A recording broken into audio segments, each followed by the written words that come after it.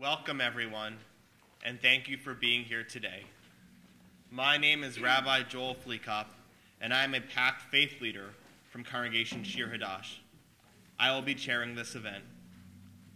With historic health reform legislation potentially just weeks away from landing on President Obama's desk, we have one more shot to make sure that reform makes coverage truly affordable for millions of hardworking families and communities across our great nation.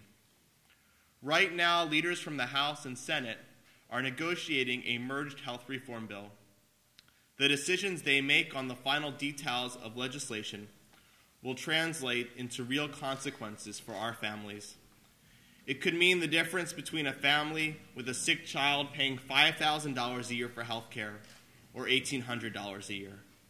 To a family struggling to get by, that difference really matters. That's why it's so crucial now more than ever that our legislators fight for our families by fighting for affordability. Families and communities and our faith have guided our country and kept us focused on our values. Now, for the people in our pews and in our communities, the time is ripe to pass comprehensive health insurance reform. For people of faith, health care is first and foremost a moral issue. Reforming health care is a test of how well we, as a society, can come together, heal people's pain and suffering, and put welfare of everyday people ahead of special interests that feed off of profit and power. I am no stranger to the struggles so many of our families are facing.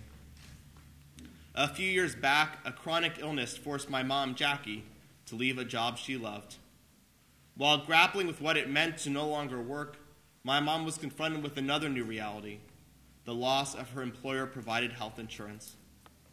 Though eligible for disability, it would be several years before she could get on Medicare.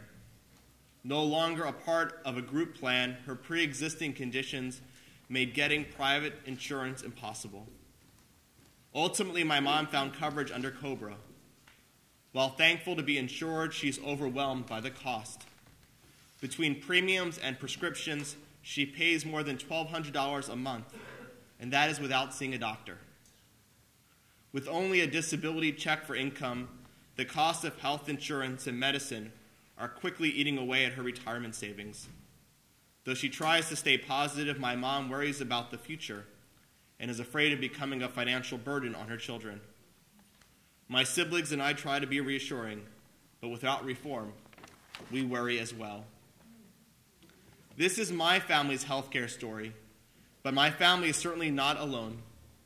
Within the congregation I serve, there are families delaying treatment or skipping pills because of the expense, and families driven to bankruptcy by hospital bills.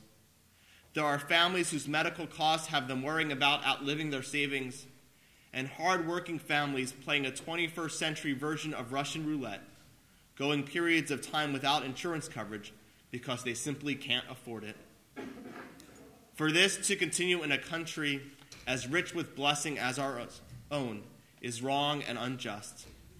And that is why we, as faith leaders, have gathered together today.